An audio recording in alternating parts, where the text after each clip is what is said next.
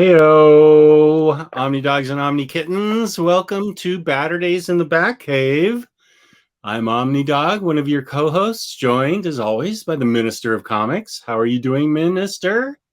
I'm doing great. I miss the live shows. I miss our interaction with the chat, but we should be back soon with a live show in the next couple of weeks. So I'm excited for that. But until then, we still want to bring you some Batman content. Our past two videos have been Batman, so we're living up to our title. YouTube can't take our title away from us now because we're finally talking about the Dark Knight. So YouTube, leave us alone. Right. And I'm missing tangents. We haven't had tangents in a long time. Right. So I'm sure we'll have another crime corner soon. We'll have a live Baturdays in a couple weeks, hopefully. So we'll get back to it. Sure. Everything will work out. But tonight we are talking about the last bit of Tom King's Batman run, specifically Deluxe 5, which was the last Deluxe and Taylor is still hoping for. I gave up and just got Batman, The Fall and the Fallen, and then Batman, City of Bane, the final book. So I read these, and Tyler read these, as you do in a review, and now we're gonna talk about them. I didn't realize Tyler read these too. Tyler did? You called me Tyler. Oh, he did? I'm so sorry. Well, time to leave. See you guys. Oh, I've just had Tyler on the brain, I guess. I'm so sorry, Taylor. I'm sorry to hear that. Sounds like an affliction. I'm so sorry. I so apologize. Well, you've had like 3 videos today, so yeah. So, but I am focused on Batman and Taylor, the Minister of Comics. So, we can start out with Deluxe Edition, Book 5 by Tom King, and it dealt with a Gotham Girl. Okay, first of all, there's spoilers. Let me see if I have a spoiler banner, because we're going to be spoiling the heck out of this. I don't really know how we can. Well, how about, do you want to give our general impressions about this, about the end of the series, and then we can dive into spoilers for people who are interested? Do you want to do that first? Just kind of give our general impression of the last part of his run, and then we'll get into spoilers, because I don't really know how we can talk about it in depth without having spoilers. Right. But for people who want to get a general impression of what we thought of how it ended. Well, I don't even know if I can start talking about it without starting a major spoiler about. Well, let me ask you this. So the last time we did a review of this run was 2 years ago. I think it was about 2 years ago, because that was the last time the 4th Deluxe came out. Okay. So I thought we'd be reviewing this a lot earlier, but DC's decided to, for some reason, not solicit and put out this Deluxe yet. I know Tom King has said he has hopes that they will. He keeps asking them. So I don't know why they'd want to alienate one of their top writers who makes them the most money. So I'm hoping that they will do it. But I know we are both huge fans of this run. I know Volume 4 wasn't our favorite compared to Volumes 1, 2, and 3, but we still really enjoyed it. So how do you feel about this home stretch of his run, Jess, in general? I felt that there were a good chunk of positives. I felt that one of the main characters in it brought me. I felt that the introduction of a character here was a big negative for me, and for the rest of the run. So I don't. It also had a little tie-in to Heroes in Crisis, which seemed oddly out of place. It says, for the full story, see Heroes in Crisis, The Price, and Other Stories, which I do have. I don't have Heroes in Crisis anymore. I heard The Price and Other Stories was supposed to be better. It wasn't even written by Tom King either, so that didn't make it really appealing to me, so I skipped those parts. So it has nothing to do. I hadn't read Heroes in Crisis because I haven't heard one positive thing about Heroes in Crisis from anybody. Like nobody. No, I haven't heard anybody. The only good thing I've heard is the art is great. That's all I've heard. But the story is really bad.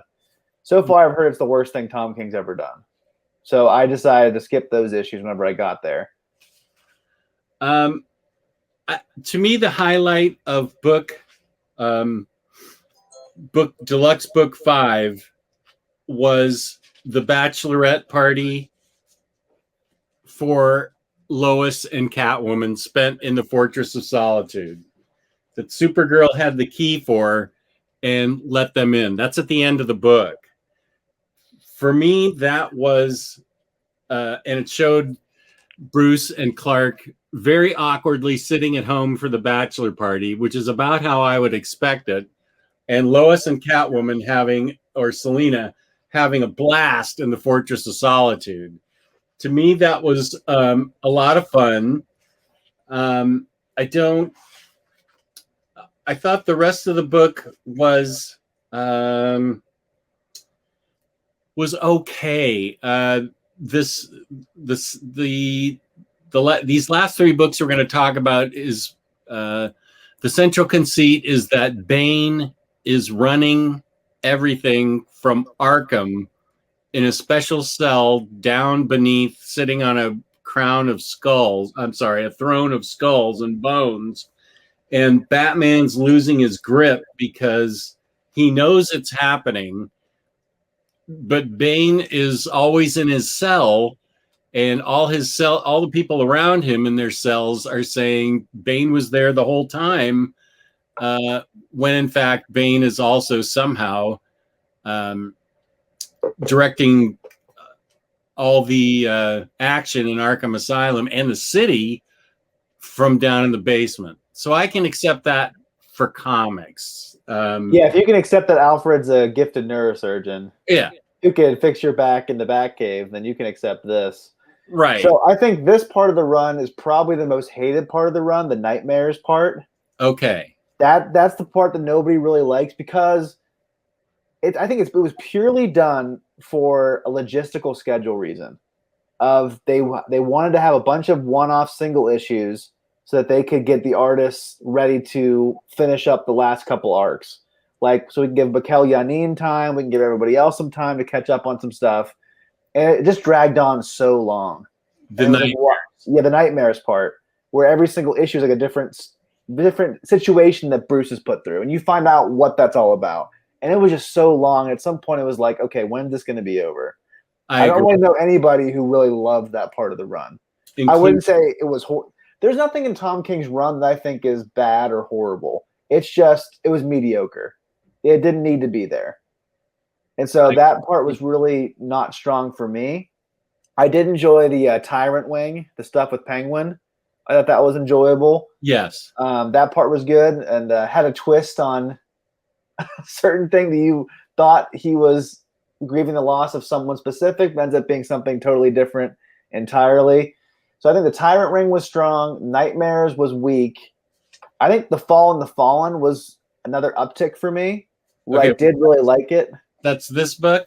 Yeah, I did. I think that was an uptick for me. And City of Bane was kind of another downtick for me.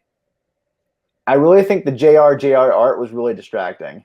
I agree with that. I wish it had just been Mikel Yanin. I get it. He's a really talented artist. Takes a long time. For some reason, JR cannot do DC books that well. I don't know what it is. I like a lot of his Marvel stuff. Not all of his stuff's a home run at Marvel, but his Spider-Man stuff, his Daredevil stuff, he's great with those characters. For some reason, when he comes to DC, he just falls flat in his face for me. I don't know what it is. And it was really distracting that they brought him in for random issues at the end.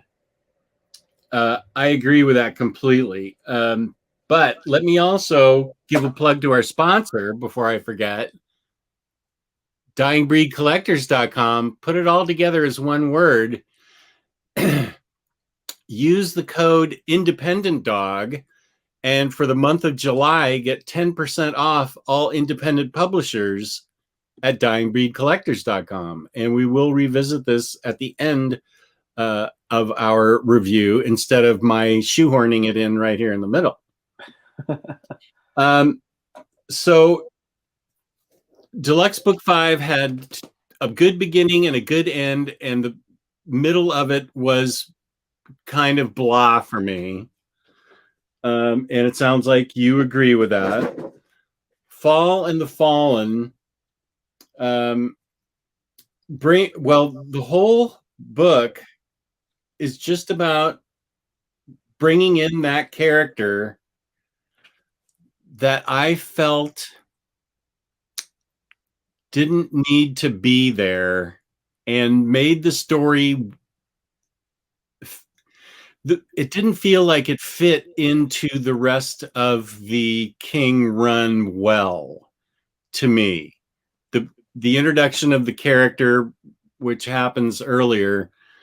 Let's just get into the spoilers now then. Okay.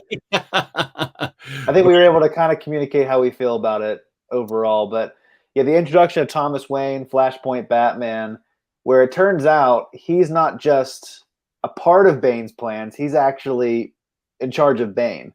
And it's funny because it's pretty much the same exact thing that happened in The Dark Knight Rises, where you think Bane is the ultimate bad guy, but it's actually Talia al Ghul pulling the puppet strings. And it's the same thing here with Thomas Wayne pulling Bane's puppet strings. And so it really does lessen Bane's impact throughout the run. And I think it really does change the whole run somewhat retrospectively, because so much of it is tied into this final 2 arcs. Would you agree with that? Yeah. I don't feel that Thomas Wayne needed to be there. I don't feel like it felt organic for him to be there, for him to want to beat down Bruce to the point where he would give up the mantle of Batman. They were dragging Bruce's mother's corpse into the desert for a hidden Lazarus pit to revive her. And when you get revived in the Lazarus pit, also comes madness. So it's a dumb plan to begin with. And the idea, I loved the very end when Batman finally said to him, "You're not my father." Thomas Wayne kept trying to insert himself as this Earth's Thomas Wayne and being Bruce's father. And Bruce at the end is saying, "You're not my father. You have no right to do any of this," to try and make Bruce give up the mantle of Batman and live a normal life and have a relationship with Catwoman. I will say the relationship with Catwoman was the most interesting part of City of Bane to me, because Batman gets broken again by Bane and Thomas. And it's Selina who comes to rescue him, helps him heal, helps him think outside of the box on how they can get. Well, she turns it into her revenge. She turns it into a different story. She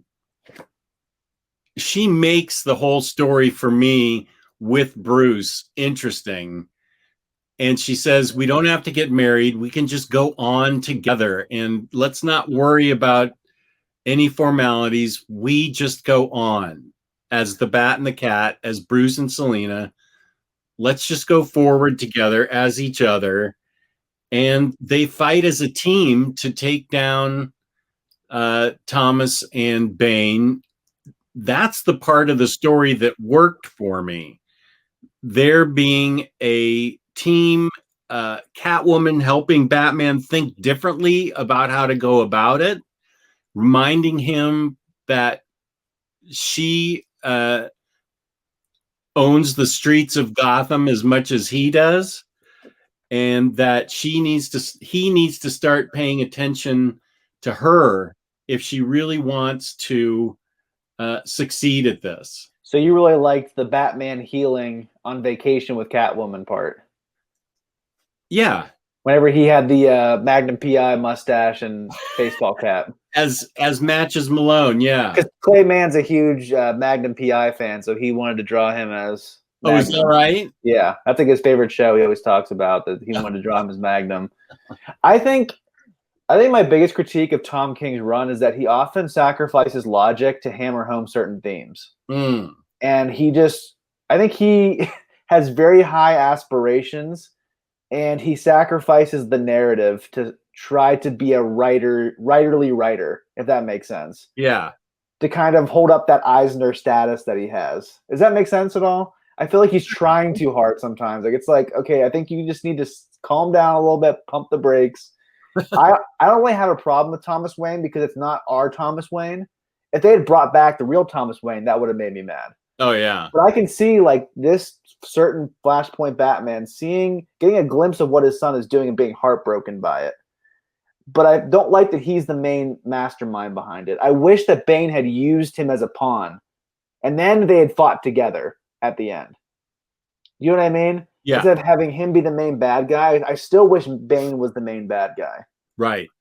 And so that kind of bummed me out. I wish that there was like a twisting of it where Thomas Wayne actually realizes, you know what, this is who my son is. This is good for him. He's not me. He's different. He has a family. He has a purpose. I'm going to support him and fight for him. And I'm going to fight against Bane with him. But we never got that. I think that was frustrating for me. I don't really believe that he would inflict this much pain on Bruce to get him to stop being Batman. You're bringing more pain into his life than you're taking away. Yeah. It just didn't seem like, I don't really understand what your end game is here. I could see if Bane tricked him or used him as a pawn and he just like realizes like, I messed up. I'm sorry. And that's not what happens though. And so that was kind of frustrating for me. Well, I like the last 2 pages of the story because here's where he says, and he smacks his father down. He says, and I want you to know, I need you to understand, you're not my father. And then the next few pages are of just Bruce hanging out in a bar and Selina coming in to watch the game with him in a bar.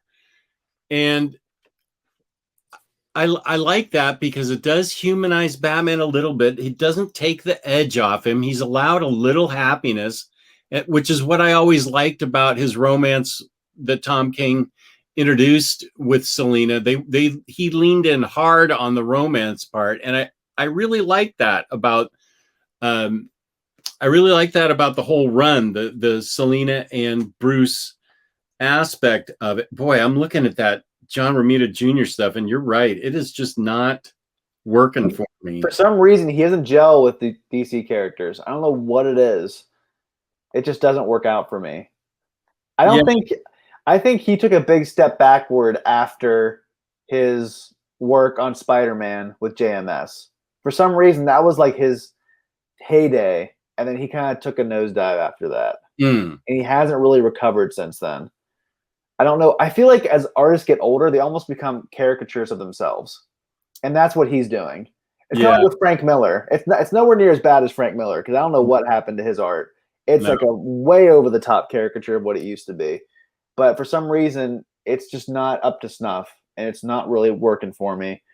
I love whenever Mitch Gerrard's jumped in there and did some stuff. I wish that they had almost explored more of what was happening in Gotham, like having the Joker and Riddler be like police officers and things like that.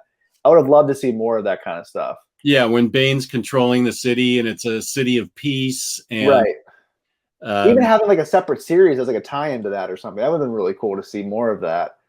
I don't know. I think as I look back on this run, it's going to be the sum of it wasn't what I wanted it to be, but there were great individual parts. Like I'll always remember Batman on top of the plane saying, "This is a good death" to Alfred. I'll always remember the War of Jokes and Riddles, them at the carnival. But the overall arc, the overall narrative didn't work for me fully. Right. When Batman, got injured, he was looking for the last vial of venom that was hidden away in like some remote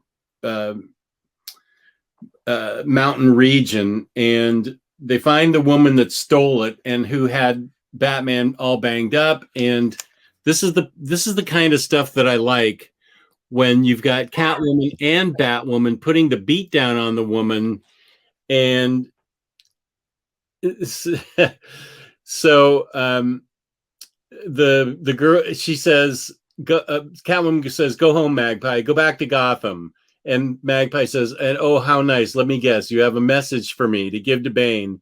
And Catwoman says, "Oh, honey, don't you get it? He's Batman. I'm Catwoman. We are the message." And so that's the kind of stuff I dig with Batman and Selina. I sometimes wonder what would have happened if we can go back in time and convince Tom King to let them get married in issue 50 and see what would have happened. I feel like that would have been much more interesting to me. I just wish we could go back in time and tell Tom, listen, I know you have this long story, but it's going to be a lot more interesting and people will love your run if you just let them get married and have them have adventures. I would have loved the Bat honeymoon for like 7 issues or something, 10 issues of Batman just chilling out. And I don't know, maybe it didn't need to be that long, but yeah, I would have liked to have seen them concentrate on that. But Selina at the end says, we don't, we can just continue to have our adventures together and be together. We don't have to get married. And I felt like that was like a good compromise. She says, "We are forever." And to me, I love that splash page. Yeah. That's great. That's the redemptive part of that whole marriage fiasco. We are forever. And, Batman sets things right with Gotham Girl, who was Bane's and Bruce or Thomas Wayne's puppet. So I think what I liked was the Bruce and Selina characterizations throughout the book, and the rest of it just fell flat for me. Yeah. So as you go back to this run in the future, do you find yourself just kind of dipping your toes into certain parts of it? Yeah. That's kind of what I feel like I'm going to be doing. I'm going to be rereading the Deluxe Edition 3 over and over and over again because that's my favorite one. Right. I know you liked War of Jokes and Riddles more than I did. I still liked it, but I think you liked it even more than I did. I like the aftermath with the issue with Poison Ivy and having to bring in Harley to calm her down and bring everything back together from controlling the world because she was so broken. Poison Ivy was. We both liked I Am Bane. Yeah. But this did feel like, I don't think I can expound on it any more than I liked everything with Catwoman and Batman, and the rest of it just seemed flat to me. I didn't like, I don't know. I didn't enjoy it as much before, like 1 through 3, and to a certain extent 4. I know we didn't love 4 as much as 1 through 3, but 1 through 3 were just pure joys for me to read, especially 3. And I didn't find as much joy in these ending issues. Yeah, and we haven't really talked about the biggest thing that happened in this ending was the death of Alfred.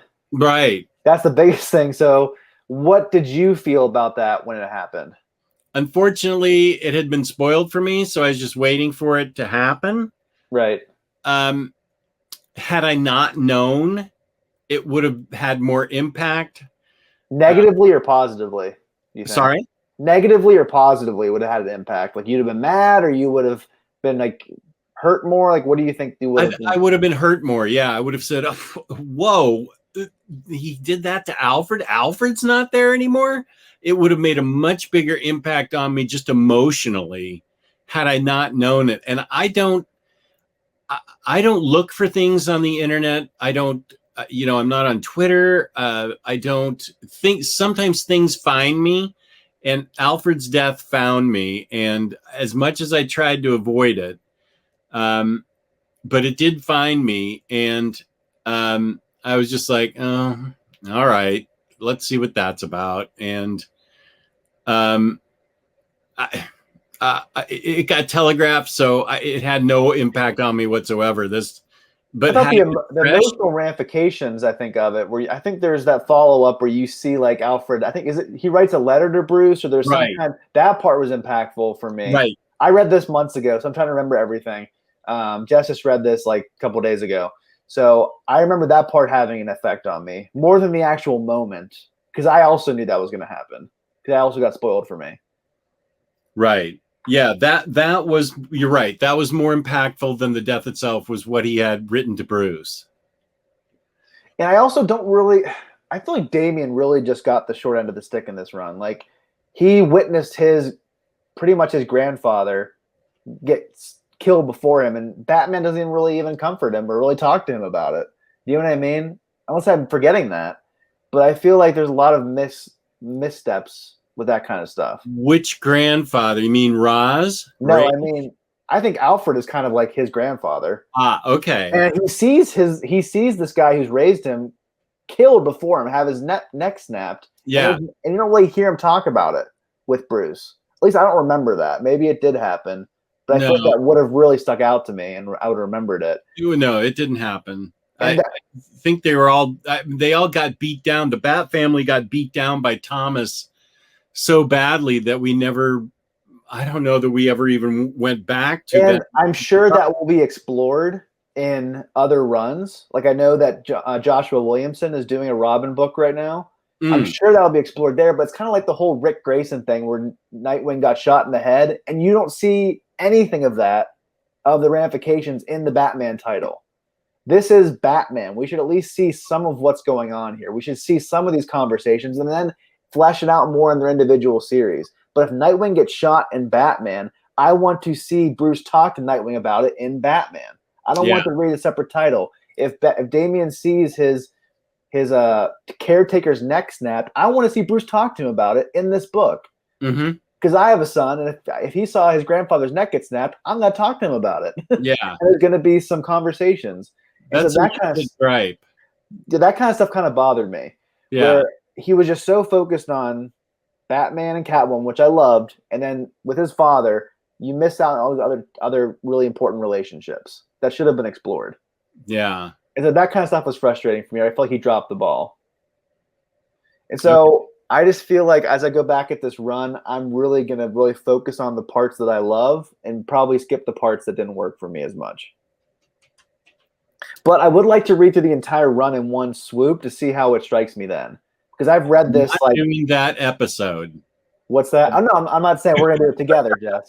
I'm just saying I've been reading this too many books. I've been reading this run for 5 years, yeah, basically. And I want to read it all at once, like in the future, in a couple of years, to see how it strikes me. And then after that, I'll probably just jump in. I'm going to read the War Jokes and Riddles today. I'm going to read Volume 3 today. Yeah. I think Scott Snyder's run works better as a narrative run, but I think Tom King has better moments that stick out to me personally. I agree with that. Yeah. So I think if you're trying to compare those two runs, they're the ones that get compared the most because the most recent ones, besides Tinian's run.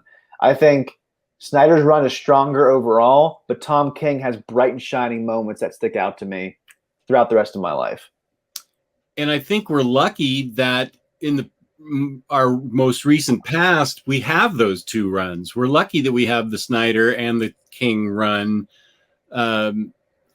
I feel blessed that I got to see Snyder's run and King's run because I felt they were both so good for the exact reasons you said so. Right. I haven't read anything since this Batman, so I haven't read any of Tinian's yet, so I don't know how I feel about it yet. But that's a separate video. We'll figure that out as we go along.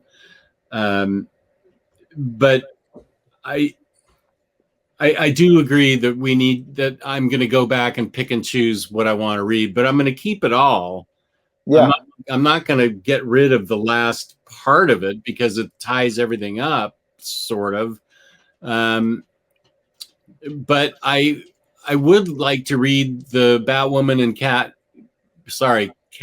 and Batman series that Tom King's doing, since that's my favorite part of the run, is the relationship between those two that he got started, that he leaned into so heavily. So I'm looking forward to that book being finished and collected.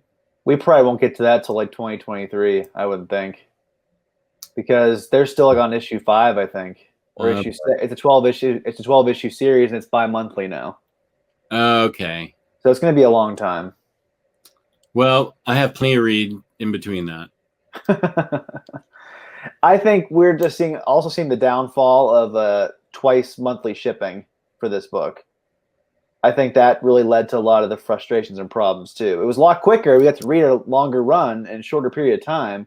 But some of these issues, like the Nightmares arc, they did that to give people time to draw these issues. And so that doesn't happen as much if you have it just once a month. So I think I wasn't aware of that, and that makes a lot of sense now. Right. I think Tom King would say it also made sense to him narratively, but the practicality of it was the driving force of it. Yeah. And you could just tell. It was like, okay, why am I still doing this? Why am I still reading this? And I wouldn't say any of the stories were horrible. They were just like, this isn't really necessary. It's not needed. So that was the part that was frustrating for me. Yeah. And we did talk about Mikel Janin. Yeah. As we like him. Right now, he's one of my top 5 Batman artists. I feel like he's going to, the more I think about it, the more he's going to move up. Yeah. I really love his art for Batman. He is just so spot on. I feel like so talented and does such a good job with his artwork. And the colors are always so different with his stuff, as opposed to, I mean, you'll see it in this run because it's interspersed with a lot of other different artists, where there's a lot of dark and gritty stuff, and even the fight scenes and stuff in the Janin work seems brighter and seems to pop off the page. But I feel like his work is just really clean and beautiful and accurate, and just really brings out a genuine love for Batman in the artwork. Right. Yeah, I think he's definitely one of my favorites. I think my favorites would probably be Jock. I love Jock's work on Batman. I love Mikel Janin. I love David Mazzucchelli's work with those 4 issues of Year One. It's hard to beat that. Greg Capullo. So I think he joins those artists for me. Right. And of course, I've got Carmine Infantino from my youth, who's still my number one just artist ever. But it'll be hard to displace him because of the nostalgia factor, I think, but also the fact that he was a great artist. But all those artists you mentioned are fantastic and second to none. Like I said earlier, I just can't help but wonder what would have happened if issue 50 had been different. I just can't help but wonder what this run would have become and what it could have done and just been new and fresh. And instead of it becoming another Gotham has been taken over storyline.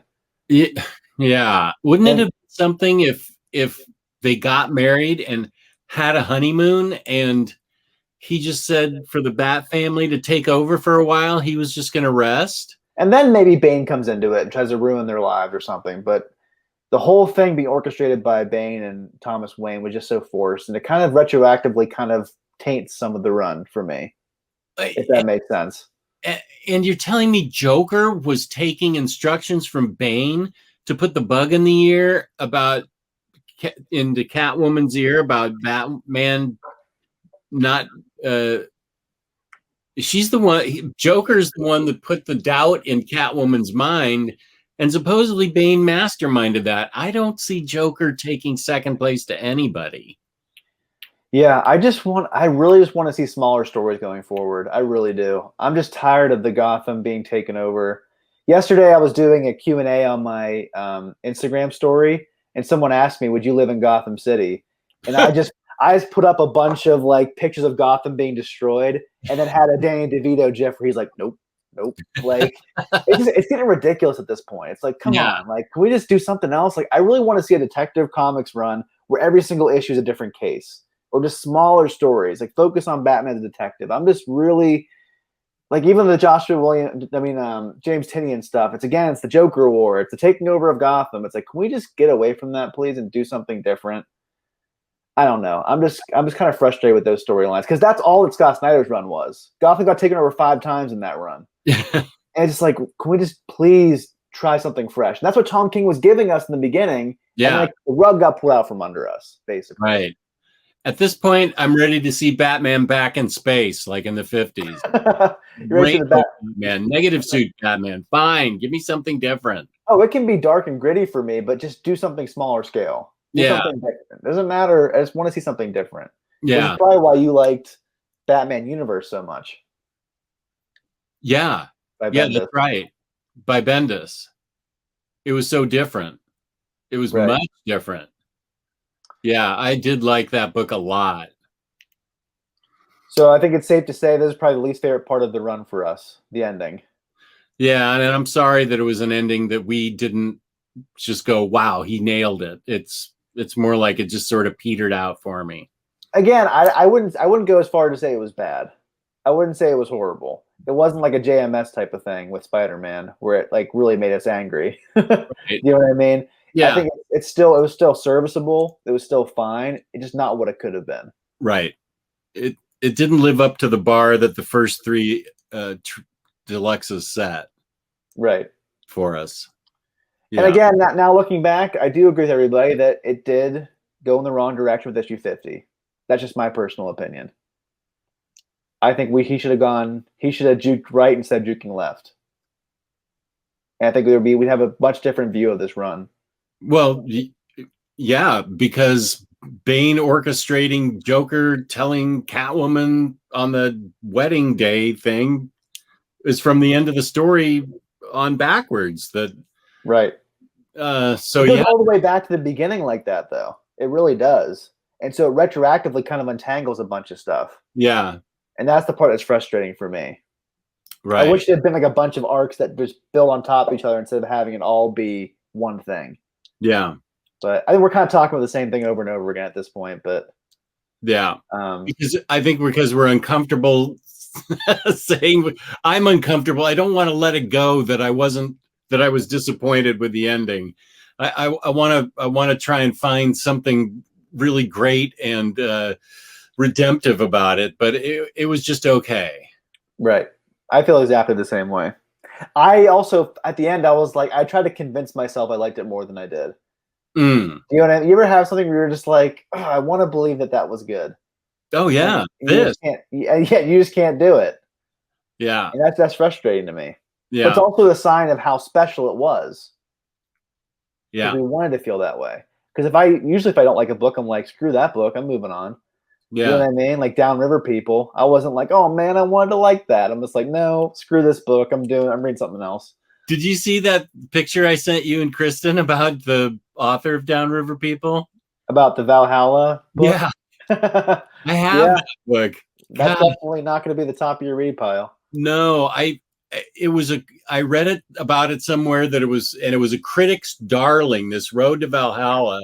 And so I got it because of, I don't know, several newsletters that I get. That mentioned it. And so I said, well, I better get it. And now it's the same guy that wrote Downriver People. I don't know that I'm going to read that. I may just sell that without even reading it. I don't know. Maybe check out the Goodreads score first. That's a good idea. Because that gives you an idea of what readers, not just critics, think. Yeah. Okay. Good idea. All right. Well, that wraps up the end of Tom King's run. And but you know what you won't be disappointed in, Jess? What's that? Our sponsor, Dying Breed Collectors. Right. Let me take the spoilers off. DyingBreedCollectors.com, where for the entire month of July, if you use this code, Independent Dog, you will get 10% off all indie publishers like Teenage Mutant Ninja Turtles and things like that. IDW, Dark Horse, Boom, Image, all those things, whatever he has in stock, that's 10% off. And now with the price rises that have happened at some of the major retailers, 10% off of Dying Breed Collectors books brings him pretty much in line with whatever everybody else is selling their books at. So, and he has a lot of books that some of the other major retailers do not carry. He has those in stock. And so that's another place to go when you're at the end of your rope. You can't find it at a certain major online retailer. A lot of times you can find it at dyingbreedcollectors.com. So I would urge you and suggest to you that you check out dyingbreedcollectors.com, because every day he's putting more and more stuff up. More and more stuff is going on there. And it's a very nice site to go to with competitive prices, great packing, and he is very responsive to all emails. Yeah, and John does a great job with packaging. And like Jess said, he's getting a lot of DC books in that Jess and I help recommend because we're big fans of DC. He knows we're big fans, and we have a finger on the pulse of what you people want. That's right. We're going to try our best to keep helping him with DC. Right, and he's open to suggestions. So that's great. So thank you to everybody that tuned in to our show. Baturdays in the Batcave. We'll be back live probably in 2 weeks. We'll have to see. Don't know what life's going to throw at us, so we'll try. But where can they find you on Instagram, Minister of Comics? You can find me at Minister of Comics, where I post hauls, reviews, and reels as well. So follow me there. And Jess needs to do another reel. So I need to get on that. I do. Those reels are fun. So you can follow me on Instagram, OmniDogs_vault. I haven't posted in a couple of weeks there. I will be getting back onto that as I put things together, as I put things back in order in my life. So thanks for joining me, Minister, and thank you to the audience for watching. We answer all comments. Please hit the like button. Please subscribe. Peace and love. Peace and love.